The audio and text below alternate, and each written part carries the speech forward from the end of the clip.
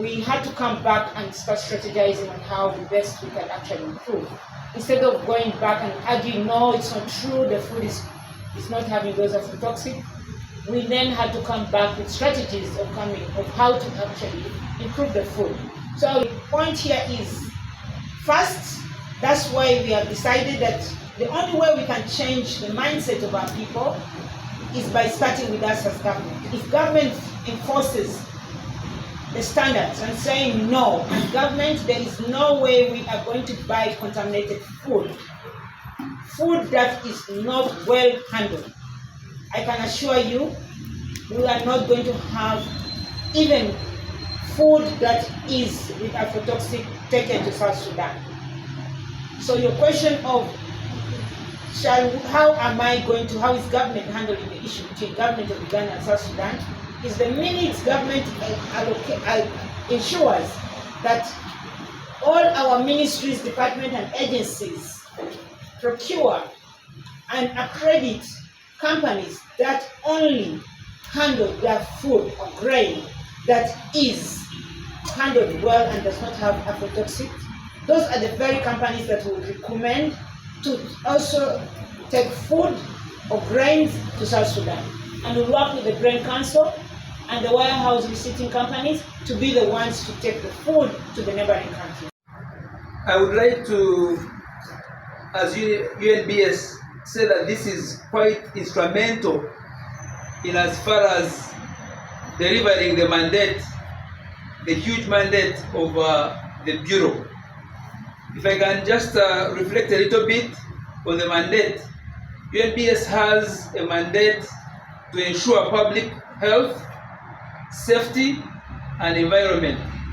We further have a mandate to ensure fair trade, customer protection, and ensuring value for money in whatever you purchase, and to ensure that also whatever you purchase is fit for purpose.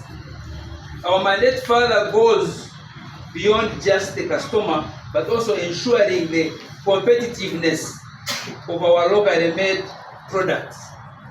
Talking about our locally made products, Honorable Minister, you know that our agenda, tenfold growth target agenda of growing the economy of Uganda from the current $50 billion to $500 billion is hinged especially on export promotion, import substitution, and industrialization. And grain, given that we are an agricultural economy, grain is one of the key exports that we have as a country. In the region, I think the trade stands at about 1.1 trillion, and grain, US dollars I'm talking about, grain actually is over or thereabout in the region of 300 billion US dollars year on year.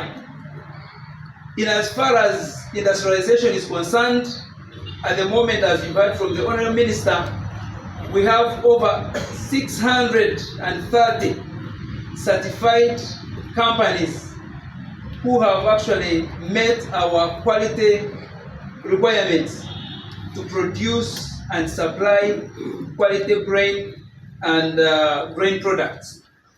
It will be one of the requirements in the bidding process. So this Uganda Police Services, as part of the evaluation criteria, will say produce evidence of the certificate of certification, and that will be enough. If you come and you have not submitted it, then you don't qualify for that, you will be disqualified.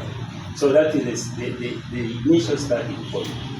But also, now that the chairman of the Grain Council is here, I want also to appeal that the certified providers should also register with National Register, the register of providers at PPPA, so that it is easy to get the different sources. You can go to the source of your base, you can go to the source of... The main source is actually National Register of Providers. because all procuring entities, when they are looking for this provider, that's why they pick, especially under restricted or selective bidding.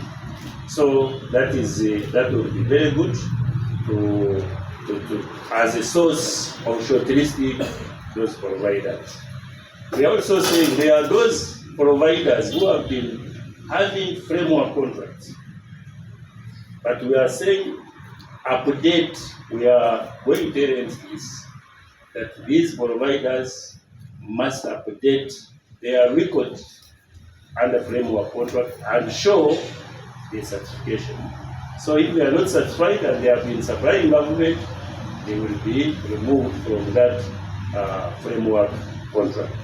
Well knowing the multitudes out there trying to do grain aggregation, grain trading, grain milling, and other commodities. So as a Ministry of Trade, Industry and Cooperatives, through our structures of our agencies like Uganda Warehouse Receipt System Authority, like UNBS, we pledge to continue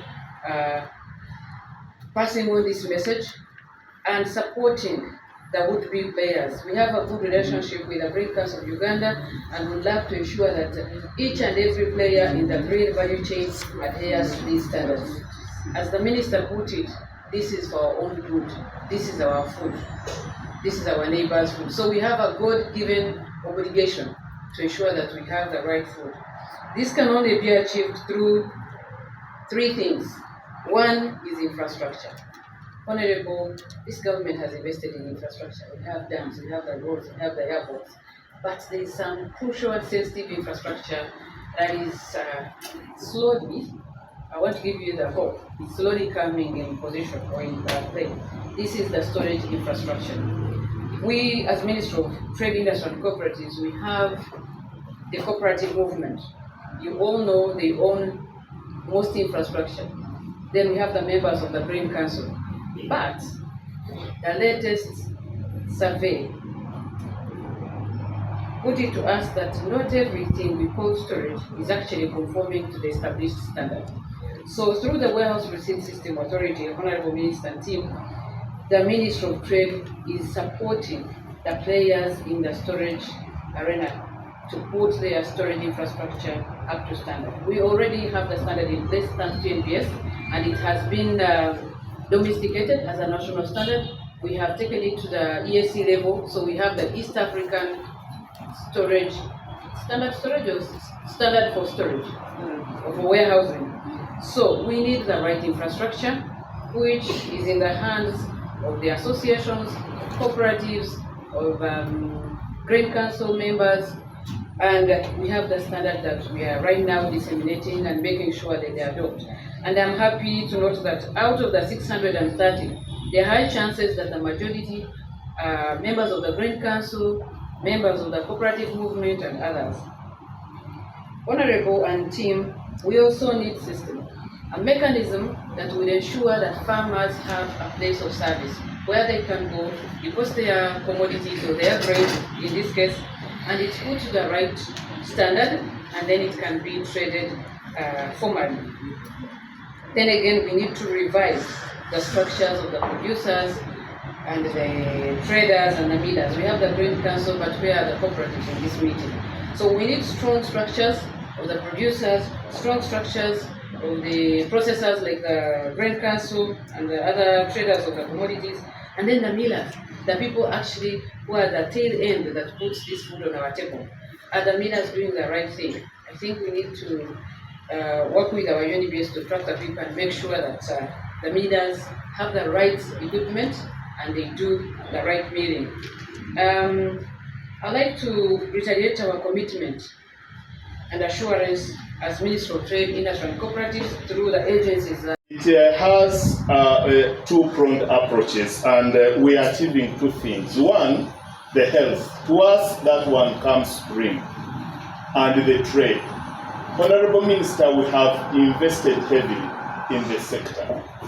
Just to give you a hint, my members have invested over, and this one should be underlined, over $200 million in processing equipment, in warehouse, in